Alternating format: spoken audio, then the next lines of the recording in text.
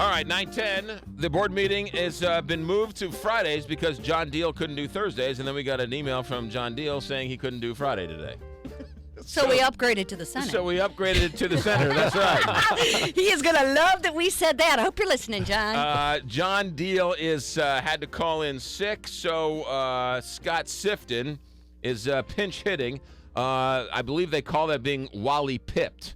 So he's Wally Pip, and we got Lou Garrigan filling in for him. So how about that? How about that? Yeah, Scott Sifton with us, State Senator, who was also here earlier in the show. Also is Jane Duker, former chief of staff to Governor Holden and an attorney. And should we disclose in full disclosure, you have worked with Channel 5 from time to time? I have. As their attorney? I have. Which is going to be, I want to create more of a media controversy and not disclosing all of our conflicts of interest, if there are any.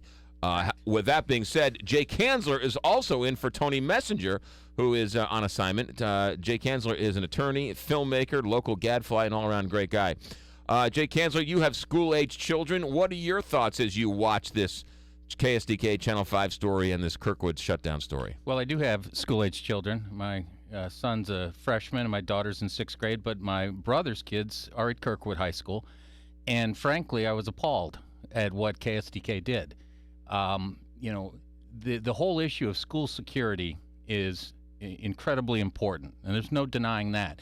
But it is such a sensitive topic that you cannot send somebody in undercover with any chance of setting off this kind of chain of events that happened yesterday.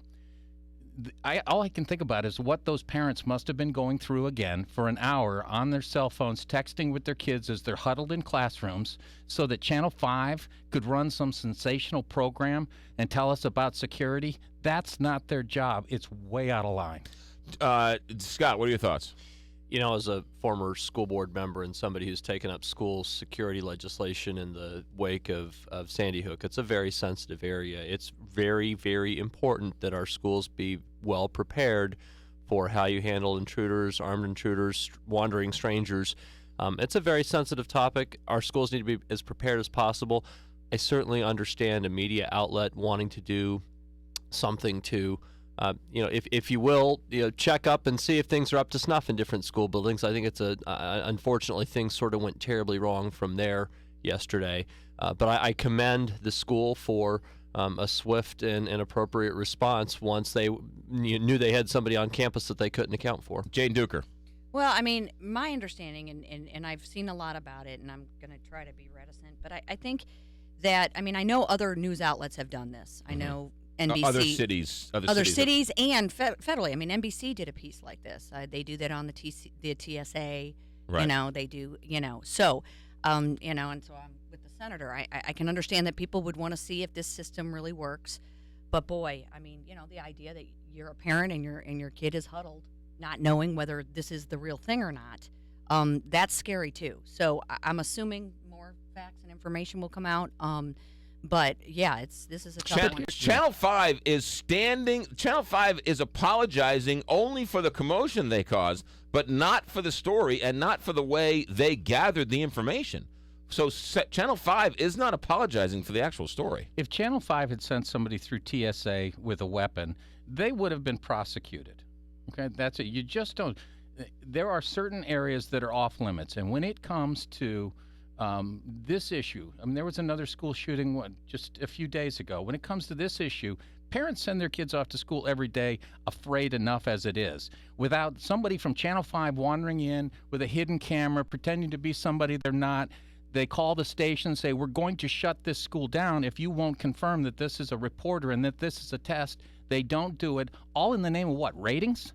It's out of bounds. It's off limits. You don't do it with kids in schools. Do you ever test it then? Well, yes, and there are people that do that. You send in with the school board's knowledge, with the principal's knowledge. You test the system. But then, Channel 5's well, I understand, job. but if everybody's on notice that the test is coming, are you ever really you can test do a test it? with that. You can test the testers. You can Right. have only enough certain people know. so Right. that if it gets to that mode, you can then call it off. Right. But Channel 5, and talking to Jessica Bach from The Post, brought this up earlier today, who's been covering this story. Channel 5 comes out and says, at the 10 o'clock news last night, says, hey, We found gaping problems with the Kirkwood security. We didn't find these problems in other schools. Now, they went to elementary schools. Mm-hmm. They did. They went to Parkway. Right. Elementary schools wouldn't let them in. Correct. Kirkwood High School did. Are you comparing apples to oranges? Because there are different security procedures for elementary schools than there are for high schools. And what I mean, I don't know.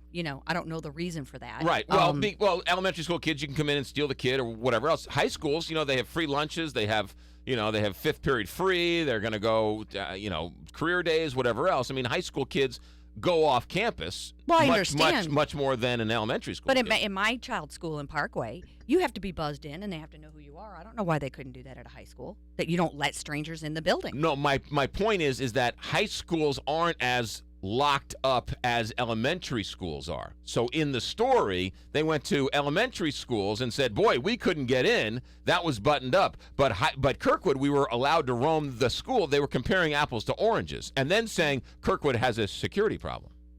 I mean, I think something can be said for that if a guy was able to get into the school. And then I think, if I read it correctly, he went in and talked to somebody and then said, where's your bathroom, and started walking off. Okay, that's Channel 5.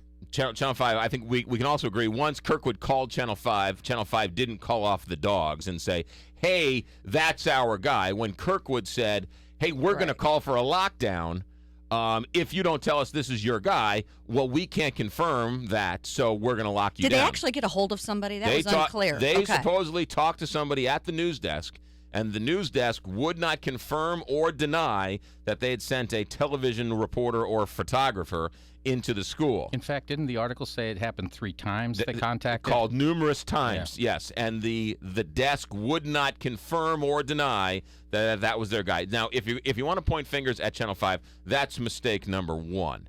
At that point, the gig is up. Everybody knows what's going on. There's no reason to protect the identity of that guy. Let's talk about Kirkwood for a second.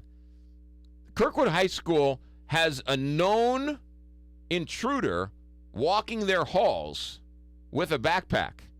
How long does it take for them to call for a lockdown? It seems like it took an inordinate amount of time for them to call for a lockdown if they were worried. But they thought it was a reporter. I was going to say, my understanding at some point was that he had left a cell phone with the desk at the high school. They called the cell phone. His outgoing message identified him as a reporter with the station, or at least identified him as being with the station. So my understanding is that the high school had some reason to believe right off the bat that this was a reporter. That said, they didn't know.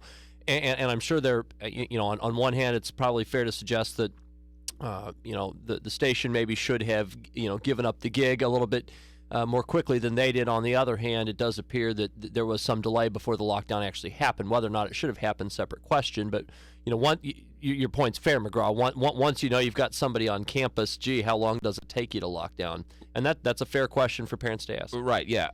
It's I don't know what the procedures should be. I don't know what they are. I don't have any children there, but as Jay's point is, having kids stand at attention in a dark room for 40 minutes, that's a pretty scary deal. That would be terrifying. But as a parent, I also want to know that those procedures work. Yeah. Let me also say this while we're here, and me defending or not defending the member of the media. The other thing I think Channel 5 is wrong in is that if they're going to defend what they did, come on this show and defend it, right? Talk to the news media. You're a news outlet, and you're now not answering questions from news organizations about your policy. You go on the news and say, we defend this story. Here's our story. They should be singing it from the mountaintop. Hey, here's what we did. Here was our situation. Here's why we did what we did. Don't close ranks. Right? Tell the story. I think they're doing a grave disservice to themselves and to the story by not talking about it. And in all fairness, and I have a number of friends, good friends at KSDK, and they have done wonderful stories. There are great reporters down there. Right. This was wrong. It was out of bounds. Right. And if it is wrong, and if they do say it's wrong, say, you know what? We made a mistake. And make your mistake, own it, and then move on. Say, you know what? This was our intention. Mistakes were made. We will review some policies, but it was never our intention. So, they can still say, hey, X, Y, and Z, I was wrong. X, Y, and Z, I was right. Let's move forward. But by by not answering any of the questions of other news media, how are we supposed to get to the bottom of this story about a news organization? The panel is silent. How about that? All right, that's Jane Duker, Scott Sifton, State Senator, and Jay Kanzler is with us as well. We'll come back, and we got to talk a little Charlie Dooley back in the news this week as well. 921, Big 550 KTRS. This news update is a presentation